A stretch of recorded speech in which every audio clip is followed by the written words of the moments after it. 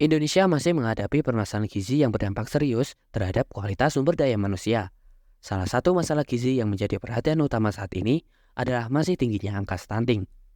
Statistik PBB tahun 2020 mencatat lebih dari 149 juta atau 22% balita di seluruh dunia mengalami stunting. Saat ini, prevalensi stunting di Indonesia adalah 21,6%. Sementara, target yang ingin dicapai adalah 14% pada tahun 2024. Stunting adalah kondisi yang ditandai dengan kurangnya tinggi badan anak apabila dibandingkan dengan anak-anak seusianya. Stunting disebabkan oleh faktor multidimensi, yaitu yang pertama, praktek pengasuhan yang tidak baik. Yang kedua, terbatasnya layanan kesehatan termasuk layanan ANC atau antenatal care, postnatal dan pembelajaran dini yang berkualitas. Yang ketiga, kurangnya akses ke makanan bergizi. Yang keempat, kurangnya akses ke air bersih dan sanitasi. Ciri-ciri stunting pada anak menurut WHO MGRS adalah yang pertama, tanda pubertas terlambat, yang kedua, performa buruk pada tes perhatian dan memori belajar, yang ketiga, pertumbuhan gigi terlambat, yang keempat, usia 8-10 tahun anak menjadi lebih pendiam, tidak banyak melakukan eye contact.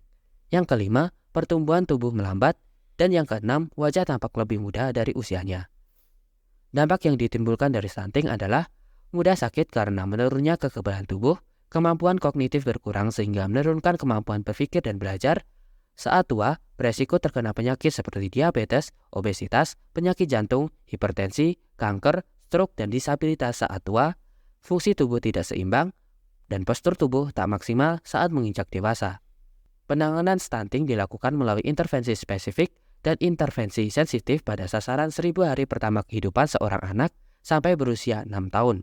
10 intervensi yang dapat mencegah terjadinya stunting yaitu ibu hamil mendapatkan tablet tambah darah minimal 90 tablet selama kehamilan. Yang kedua, pemberian makanan tambahan pada ibu hamil. Yang ketiga, pemenuhan gizi yaitu dengan isi piringku dalam sekali makan atau 50% buah dan sayur dan 50% karbohidrat dan protein dengan pembagian sepertiga protein dan 2/3 karbohidrat. Yang keempat, persalinan dengan dibantu dokter atau bidan yang ahli. Yang kelima, inisiasi menyusui dini. Yang keenam, berikan ASI eksklusif pada bayi hingga 6 bulan. Yang ketujuh, berikan makanan pendamping ASI untuk bayi di atas 6 bulan hingga 2 tahun. Yang kedelapan, berikan imunisasi lengkap dan vitamin A.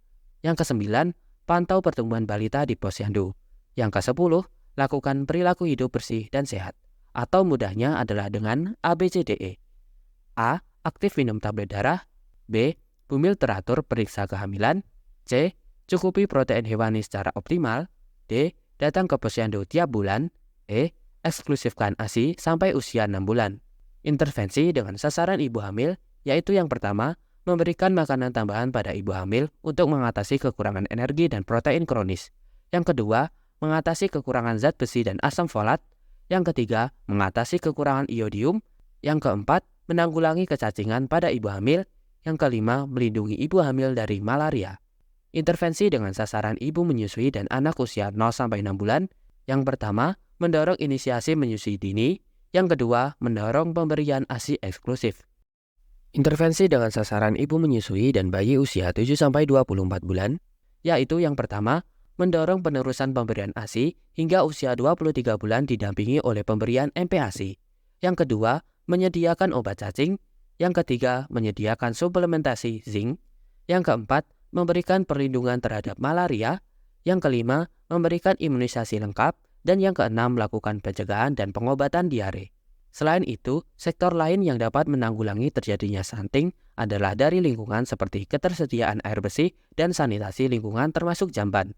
Sulitnya akses air bersih dan sanitasi yang buruk dapat memicu stunting. Sanitasi total berbasis masyarakat atau STBM dirancang pemerintah untuk mengurangi penyakit stunting. Ada 5 pilar STBM, yaitu yang pertama, mencuci tangan menggunakan sabun dan air mengalir. Yang kedua, pengelolaan sampah rumah tangga termasuk pemilahan sampah organik dan anorganik. Yang ketiga, berhenti buang air besar sembarangan dan gunakan jamban. Yang keempat, pengelolaan air minum dan makanan rumah tangga. Yang kelima, pengelolaan limbah cair rumah tangga. Gizi adalah investasi bangsa. Jangan sampai ada lagi yang namanya gizi buruk. Tidak ada anak yang sepantasnya kekurangan gizi di negara berpendapatan menengah seperti sekarang ini.